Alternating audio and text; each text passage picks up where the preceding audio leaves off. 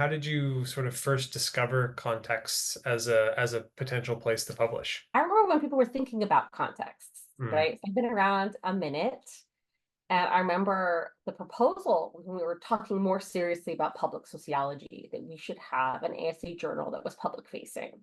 And I found that idea really exciting, both because I really like having those kinds of pieces of like good, solid sociological work that are digestible to a public audience is excellent for teaching undergraduates, mm, right? As a teacher, I love that. And also as someone who likes to sit and enjoy reading research, I like that. yeah. Just my angle so you don't see my like nest. Just sit in front of it.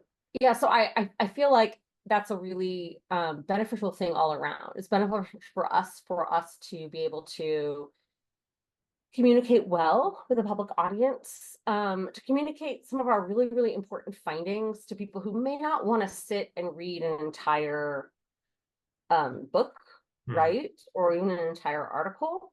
I think it's important for policymakers, for people like kind of making decisions on some of these important issues out there. And it's great for teaching.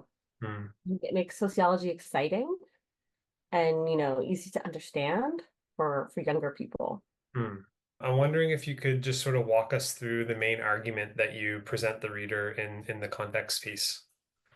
The main argument for my context piece and also for my larger book, Queer Carnival, is that these festivals, which are citywide festivals, but things like Mardi Gras or Fiesta in the South and Southwest, something the whole city is supposed to be participating in, right, are a place where LGBTQ people get some recognition for their contribution to the city.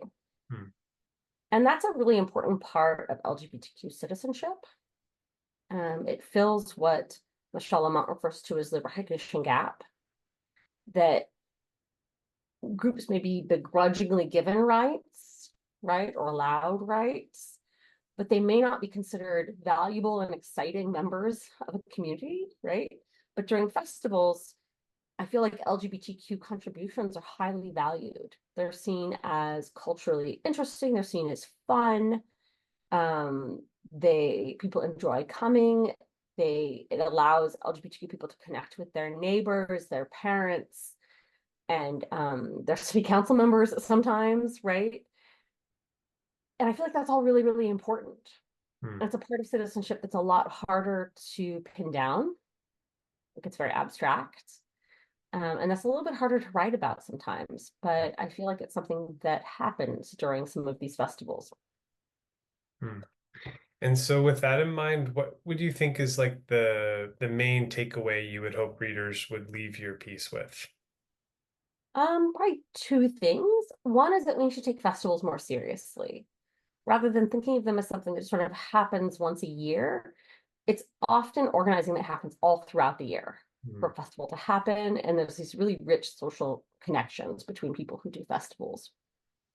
And the second piece is to think more broadly about cultural recognition for LGBTQ people, particularly the ways that they're integrated throughout the city, rather than just looking at whether or not there is a neighborhood or a bar, looking at like, well, how are they included in other kind of cultural events mm, that cities hold? mm.